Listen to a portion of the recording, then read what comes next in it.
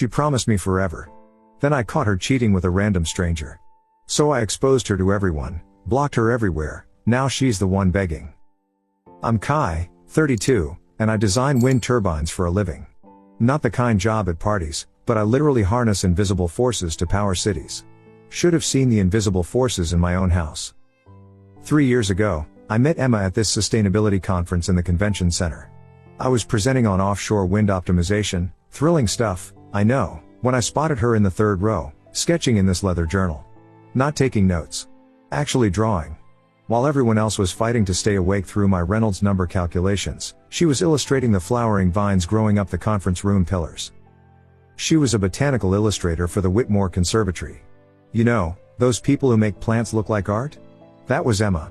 29 years old, auburn hair always twisted up with a pencil through it, fingers perpetually stained with ink. She could make a dying succulent look like it belonged in the Louvre. We clicked immediately. She got my engineering brain, I got her artistic soul. Sounds like rom-com garbage, but it worked. She'd sketch turbine blade designs while I calculated optimal soil pH for her greenhouse projects. We moved in together last year, bought this Victorian townhouse that needed everything fixed. I installed solar panels on the roof while she turned the backyard into something out of a fairy tale. We had plans, real ones. Not just let's see where this goes but actual blueprints. Joint savings account labeled wedding/house/future. Her grandmother's sapphire ring hidden in my sock drawer, she didn't know, but she dropped enough hints. We'd even picked names for kids we didn't have yet, Oliver if it was a boy, Luna for a girl. I installed those warm LED strips under our kitchen cabinets last month because she said it would make winter mornings feel less harsh when we had babies. God, I was deep in it. The changes started small. October rolled around and suddenly the conservatory needed her for evening installations. Made sense at first, they were launching this massive indigenous plants exhibit. Emma was lead illustrator, big career moment. I supported it. Made her protein smoothies for the long nights, picked up her dry cleaning when she couldn't. But then the pattern got weird. Phone face down at dinner. Never used to do that. Shower running longer because she was washing off the day. We have tankless hot water, I see the usage data on my app. 37-minute showers aren't about washing off anything. Quick grabs when her phone buzzed. That little flinch when I'd walk up behind her while she was texting. Conservatory emergency, she said last Tuesday, grabbing her jacket at 8 p.m. New shipment of specimens came in damaged. Need to document them before they deteriorate more. Want me to come help? I offered. I can hold lights or... No, babe, it's fine. Boring plant stuff. I'll be back late, don't wait up. Kiss on my forehead. Door closed. Car engine fading down our street. Here's the thing about dating an engineer, we troubleshoot for a living. Something feels off? Check the data. So when my gut started sending error messages, I didn't ignore them. But I also didn't confront. Not yet. You don't tear apart a machine until you know exactly what's broken. Tonight, she said there was a botanical conference downtown. Big networking thing for conservatory staff. Made sense, except she'd never mentioned it before today. And she wore this dress, the green one with the low back that she bought for my company's summer gala. You look incredible, I said, meaning it. It's just networking, she laughed, but her hand went to her necklace. That tell she has when she's nervous. Probably be boring. You know how plant people are. I did know. They wore Patagonia and hiking boots to everything. Not cocktail dresses. After she left, I tried to focus on turbine load calculations for the new project. Couldn't concentrate. That gut feeling turned into full alarm bells when I realized she'd forgotten her conference badge on the hall table. The one she'd specifically said she needed. I drove downtown to bring it to her. That's what good boyfriends do, right? Except the conference center was dark. No cars in the lot. But her silver Honda was parked outside Meridian, that upscale bar on 5th Street. I pulled across the street, destroyed my engine, and waited. 20 minutes later, Emma walked out laughing. With someone who definitely wasn't talking about plants. The guy had his hand on her lower back. That specific spot where she gets knots from hunching over her illustration desk. The spot I massage every Sunday while we watch nature documentaries. They stood under the bar's neon sign, bathed in blue light. Him, tall, lean, man bun, carrying one of those vintage camera bags that screams I shoot film because digital has no soul. Her, laughing at something he said, head thrown back, that laugh she usually saved for my terrible engineering puns. I sat in my car, hands steady on the wheel, watching them walk to her Honda. She fumbled with her keys, she'd had drinks. He took them from her, their fingers brushing longer than necessary. Then he walked around to the passenger side and got in. My gut said follow. My brain said document. I started my engine and stayed 3 cars back as she drove through downtown. Not toward home. Not toward the conservatory. She took Route 47 heading east, toward the industrial district. Nothing botanical out there except weeds growing through abandoned parking lots. 17 minutes later, she pulled into the Starlight Motor Lodge. One of those places with hourly rates and a brokens in the sign so it read Tarlight. She parked near room 237. They got out.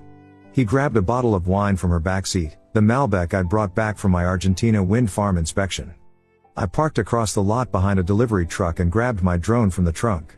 The same one I use for turbine blade inspections. 4K camera, thermal imaging, 45-minute flight time. I launched it from behind the truck, keeping it high enough to avoid the light pollution. They didn't go straight into the room. They stood at the door, her pressed against it, his hands on either side of her head, making out like teenagers while she struggled with the key card. I recorded everything. Timestamps. GPS coordinates. The way she pulled him inside by his shirt. The door slamming shut. 47 minutes. That's how long I sat in my car, drone hovering on autopilot, recording that closed door. 47 minutes of calculating exactly how many lies this represented. Every late night at work. Every too tired tonight, babe. Every future we'd planned that was currently being destroyed in a motel room that probably didn't even have clean sheets. The door opened. She came out first, adjusting her dress. Her hair was different, messy in that specific way. She was wearing the earrings I'd given her for our anniversary. The jade drops I'd found at that antique shop in Burlington because they matched her eyes. Man bun followed, shirt untucked, checking his phone. They kissed again. Not passionate anymore, just casual. Familiar. This wasn't their first time. I brought the drone back, packed it up, and followed them back to the bar. She dropped him at his car, a beaten-up Subaru with a support local artist bumper sticker. More kissing. More promises I couldn't hear but could read in their body language. After he drove off, I watched her sit in her car for 5 minutes, probably cleaning herself up. Then she headed home. I gave her a 20-minute head start. When I got home, she was already in the shower. Her dress was in the hamper, not hung up like she usually would. Her phone was charging on her nightstand, face down. Hey babe, she called out. How was your night? Productive, I said, downloading the drone footage to my encrypted drive. Got a lot of work done. She came out in my old MIT hoodie, hair wrapped in a towel, looking exactly like the woman I'd fallen in love with. Kissed me on the cheek. Smelled wrong, not her conservatory smell of earth and plants. Something synthetic. His cologne. Conference was boring, she said, climbing into bed. You didn't miss anything. I figured, I said, saving the files to 3 different backups. Plant people, right? She laughed, scrolled through her phone for a minute, then clicked it off. Love you. Yeah, I said, watching her earrings on the nightstand. The jade ones. Get some sleep. Within minutes, her breathing went steady. I sat in the dark, laptop screen casting shadows on the wall, and started my research. His name was Bryce Hoffman. And according to the conservatory's Instagram, he'd been photographing Emma's botanical illustrations for the past 4 months. 4 months. While I was calculating wind resistance coefficients, they'd been working side by side. Every urgent deadline started making sense. The conservatory's Instagram told the whole story if you knew how to look. Bryce behind Emma as she sketched. Emma laughing at something off camera, posted by Bryce. Their hands in the same frame, accidentally. I closed the laptop and made coffee. 3:47 a.m. Emma slept like nothing had changed. I sat at our kitchen table under those LED strips I'd installed for our future morning routines with kids who'd never exist. First move, I needed professional help. Not therapy, evidence. My friend Dimitri had gone through a brutal divorce last year. His ex had hidden assets across 3 states. He'd mentioned his private investigator, said the guy was expensive but surgical. Found things lawyers couldn't touch. I texted Dimitri, need that Pi's number. Discreet situation. Reply came at 6 a.m. Sorry brother. Calling him now to give him your info. By noon, I was sitting across from Wallace Reeves in a strip mall office that shared a wall with a dry cleaner. Ex-cop, 15 years in financial crimes before going private. Looked like someone's grandfather until you noticed how his eyes cataloged everything. Infidelity case? He asked before I'd even sat down. How'd you know? You're wearing a wedding ring tan line but no ring. You look like you haven't slept. And you texted Dimitri at 3:47 a.m.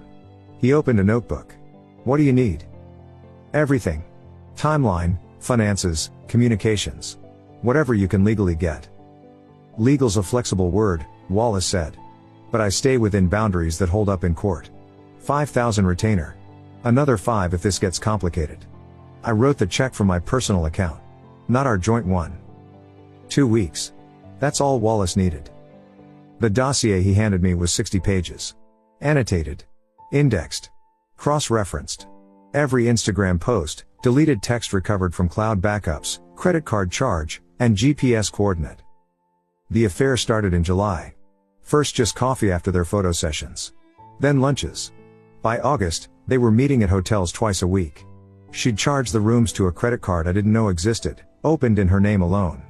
The statements went to her conservatory office. But here's where it got interesting. She'd been paying Bryce. Not for photography, the conservatory covered that. Personal transfers. $500 here, $750 there. Almost $8,000 total. His Venmo was public because of course it was. For supplies, herb emoji, she'd write. New lens fund, camera emoji. The deleted texts were worse than the money. Kai's at a conference this weekend.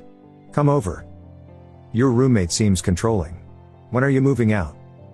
Just your roommate, right? Nothing more? Roommate. That's what she'd reduced me to. The man planning to propose with her grandmother's ring was just a roommate. Wallace had screenshots of everything. Her telling Bryce I was jealous and possessive. That she was looking for her own place. That she'd only moved in with me because rent was expensive. There's more, Wallace said, sliding another folder across. Your joint savings. $11,000. Transferred out in small increments over 4 months. Not to her personal account, that would have been too obvious. To an investment account she'd opened. The paperwork listed her sister Delia as the co-owner. The sister's been helping, Wallace explained. Creating alibis. Those girls' nights? Check these timestamps. Photos from Delia's Instagram stories. Wine night with my girl. Meanwhile, Emma's phone GPS showed her at the Starlight Motor Lodge. 14 times. Want me to keep digging? Wallace asked. No. This is enough. But I wasn't done.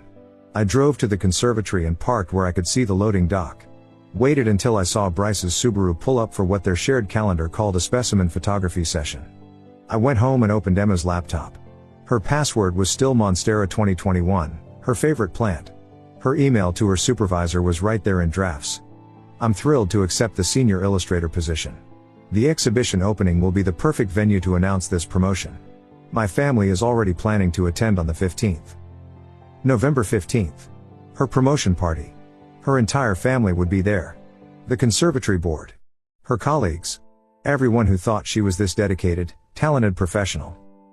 I forwarded the email to myself and started making my own plans. Then I saw the last email in her sent folder. To Bryce, yesterday. Can't wait until we don't have to hide anymore. After my promotion, I'm telling Kai everything. He deserves to know I'm leaving. She was planning to blindside me at her moment of triumph. I smiled for the first time in 2 weeks. November 15th came fast. I played my part perfectly for 2 weeks. Made her breakfast. Asked about work. Even bought flowers just because. Watched her face flicker with guilt before she kissed me and said I was sweet. The promotion party was at Verdant, her family's upscale restaurant where they grow half the menu on the roof. Private dining room, exposed brick, Edison bulbs, the whole sustainable chic aesthetic. Emma had been buzzing about it all week, trying on different dresses, practicing her speech. You'll be there, right? She asked that morning, applying mascara in our bathroom mirror. Wouldn't miss it, I said, adjusting my tie. The nice one she'd bought me last Christmas. I'd prepared everything.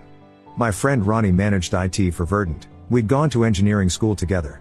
He owed me for helping him design the solar array for his house. One favor, that's all I needed. USB goes where? He'd asked when I explained. The AV system in the private room. When I text you, swap the presentation file. What's on it? The truth. I arrived at Verdun at 7:15, 15 minutes after the party started. Emma was holding court near the living wall installation, champagne in hand, surrounded by conservatory board members. She lit up when she saw me. "Everyone, this is Qley," she said, sliding her arm through mine. "My partner. Not roommate. Partner. The performance of her life." I shook hands, made small talk about sustainable energy, charmed her mother with questions about the restaurant's hydroponic system. Emma's father clapped me on the back, said something about being glad Emma found one of the good ones. The conservatory director, Mrs. Hawthorne, clinked her glass at 7:45. "If everyone could take their seats, we have a special presentation." 40 people settled around the long farm table. Emma at the head, me to her right, her parents beside us. The projection screen descended from the ceiling. "Before we celebrate Emma's promotion to senior illustrator," Mrs. Hawthorne began, "let's showcase the incredible work she's been doing." The first slides were Emma's botanical illustrations. Gorgeous work, honestly. Native wildflowers, endangered ferns, detailed cross-sections of seed pods. The room murmured appreciation. Emma squeezed my hand under the table. "Next, we'll see Emma's collaboration with our photographer Bryce Hoffman." I sent the text to Ronnie. The screen flickered. Instead of botanical photography, the first image was a timestamp screenshot. Emma entering room 237 at the Starlight Motor Lodge. Date. Time. GPS coordinates. The room went silent. Next slide, credit card statement. Starlight Motor Lodge. $67.99. Paid with her hidden card. Next, text message. "Tell Qley you're at the conservatory. I'll get the room." Emma's hand went rigid in mine. Someone gasped, her mother, I think. The slides kept coming. Venmo transfers to Bryce. The deleted text calling me her controlling roommate. The investment account with money stolen from our wedding fund. Each image displayed for exactly 5 seconds. Enough time to read. To understand. "What is this?" Mrs. Hawthorne stammered, fumbling with the remote. But the presentation wouldn't stop. Ronnie had locked the system. The final slide was the email. "After my promotion, I'm telling Qley everything. He deserves to know I'm leaving." Then a black screen with white text, "He knows." The lights came back up. Emma's face had gone from confused to horrified to absolutely white. Her father was standing, fists clenched. Her mother had covered her mouth. The conservatory board members were looking between Emma and Mrs. Hawthorne like they were watching a tennis match in hell. I stood up, straightened my tie. "Congratulations on your promotion, Emma." I set my champagne glass down gently. Didn't make a scene. Didn't slam anything. Just walked toward the door with 40 pairs of eyes on my back. "Qley," Emma's voice cracked. "Qley, wait, I can." I stopped at the door, turned halfway. "Your grandma's ring is in the kitchen drawer. Figured you'd want that back." Her face crumbled. She understood then, I'd been planning to propose. The room seemed to contract around her. I walked out into the November cold. Got in my car. Drove 3 blocks before pulling over to breathe. My phone exploded. Calls, texts, all from Emma. I blocked her number. Then my phone buzzed with a different notification. Email from Mrs. Hawthorne. "Mr. Sonny, we need to discuss Ms. Morrison's future with the conservatory immediately. Please respond at your earliest convenience." I didn't respond to Mrs. Hawthorne immediately. Let them stew in it overnight. I had more immediate issues to handle. By the time I got home, Emma had already called 17 times from her parents' phones, Delia's phone, even the restaurant's landline. The doorbell started ringing at 11 p.m. I watched through the security camera as she stood on our porch, makeup destroyed, still in that promotion dress. "Qley, please. Let me explain. It's not what it looked like." Not what it looked like? It was exactly what it looked like. I turned off the porch light and went upstairs. She stayed there until 2 a.m. The next morning, I replied to Mrs. Hawthorne, "I have documentation regarding misappropriation of conservatory funds. Happy to discuss." Her response was instant, "Can you meet today?" The conservatory's conference room smelled like potting soil and disappointment. Mrs. Hawthorne, 2 board members, and their legal counsel sat across from me. I slid Wallace's dossier across the table, keeping a copy for myself. "Page 18, I said. "She billed Bryce's personal payments as botanical photography supplies to the conservatory. Got reimbursed for $8,000 that went straight to her boyfriend. The lawyer's face went pale. Mrs. Hawthorne looked like she'd aged 5 years overnight. "We'll need time to review this," she said. "Take all the time you need. I've already filed reports with the state's nonprofit oversight board." That afternoon, Emma was suspended pending investigation. Bryce's contract was terminated immediately. The texts started coming from app numbers, emails to my work address, even a handwritten letter shoved under my windshield wiper. All variations of the same theme. It meant nothing. "I choose you. We can work through this." Then came the video. 20 minutes of Emma, sitting in her car, sobbing through a confession. Admitting to everything. Saying Bryce pursued her, that she was confused, that she'd been planning to end it. Lies layered on lies, but delivered with such conviction she probably believed them herself. I forwarded it to my lawyer. Yes, I'd hired one. Day 3 after the party, she showed up at 6 a.m. Not ringing the doorbell this time, just sitting on the porch steps when I went out for my run. She looked rough. Hair unwashed, wearing sweatpants and one of my old Wind Farm Project t-shirts she must have taken. 5 minutes, she said. Please. 5 minutes and I'll never bother you again. No. I threw away everything for nothing. He meant nothing, Kai. You have to believe. I don't have to do anything. I stepped around her. Except run my usual route. When I came back, she was gone. But she'd left a box. Every photo of us, every ticket stub, every little memento from 3 years. Like returning these memories would somehow reset things. I put the box straight in recycling. That evening, Wallace called. Your ex is getting desperate. She hired her own investigator to dig into you. Let her dig. I've got nothing. That's not the interesting part. She's also been calling Bryce nonstop. He's blocked her too. Apparently, his actual girlfriend found out. Oh right. Bryce had a girlfriend. A ceramics artist named Astrid who'd been living with him for 2 years. Emma was the side piece to a side piece. Day 5, I got the official letter. The conservatory had terminated Emma for financial misconduct and breach of professional ethics. They were pursuing criminal charges for fraud. Her career in botanical illustration was over, no institution would touch her now. The joint account was frozen pending my lawsuit. The investment account she'd opened with Delia was being investigated. Her sister was having her own crisis, apparently. Her husband hadn't known she was helping Emma hide an affair. Emma's world was collapsing in real time, and I watched it all from a distance. Her LinkedIn disappeared. Her Instagram went private. The conservatory scrubbed her from their website like she'd never existed. Then, a week after the party, she played her last card. A process server showed up at my office.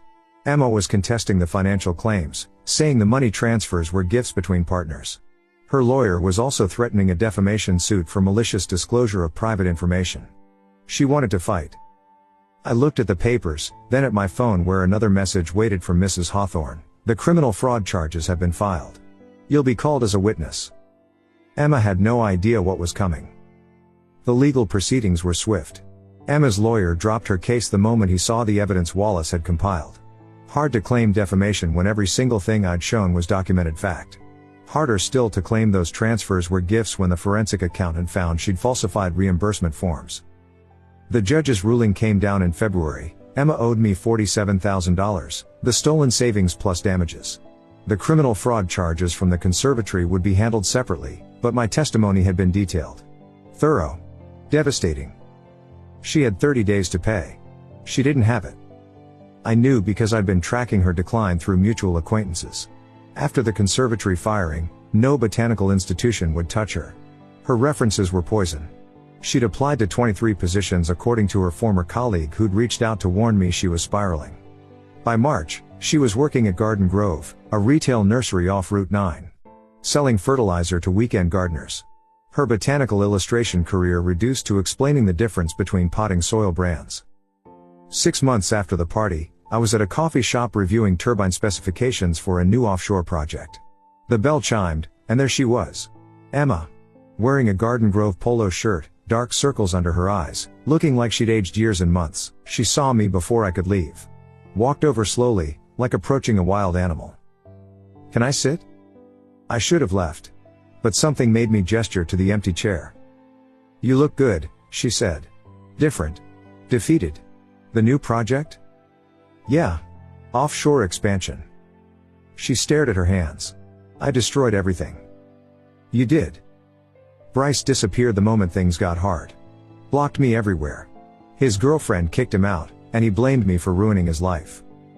Not my problem. I know. She looked up. I know what I did was unforgivable. The money, the lies, all of it. But Kai, we had something real once. Before I destroyed it. Couldn't we? I'm engaged. The words hung there. Her face did that thing where it tried to hold several emotions at once. I pulled out my phone, showed her the photo. Me and Astrid at the wind farm ribbon cutting last month. The ring on her finger wasn't huge, but it was perfect. She was perfect. Project manager for renewable initiatives, understood my work, understood integrity. Astrid Lindquist, Emma whispered. Bryce's ex. Small world. How long? Started dating her 3 weeks after your party. Engaged last month.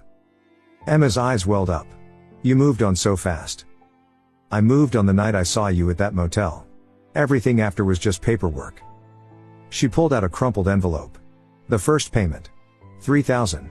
It's all I could save working retail. Send it to my lawyer. Kai, please. I'm begging you. I made one mistake. One? Try 4 months of mistakes. Calculated lies. Stealing our future to fund your affair. I loved you. No. You loved having someone stable while you played around. You loved the security I provided while you took risks with someone else. She broke then. Not dramatic, just quiet tears falling onto the cafe table. What am I supposed to do now? Learn. Grow. Be better for the next person. I stood up. But that person isn't me. I walked to the door, then turned back. The wedding's in October. Don't expect an invitation. 2 weeks later, an envelope arrived. Our wedding invitation. Astrid had insisted on sending it to everyone, even Emma. A kind of closure, she said. A clear message that life moves forward. Emma sent one final text from another app number. I'll spend my life regretting this. I didn't respond. Married Astrid in October at the wind farm where we'd had our first real conversation about trust, about building something sustainable. Emma's conservatory book sat in a box of donation items in our garage. Last I heard, she was still at Garden Grove. Still paying me back in monthly installments. Still alone. Some people think revenge needs to be loud. Explosive. But the best revenge is silent success. It's building the life you deserve while they watch theirs crumble from their own choices. Some people water dead plants hoping they'll grow back. I learned to plant new seeds instead. Thank you so much for watching until the end. If you really like our videos, please don't forget to like, share, and subscribe. Have a great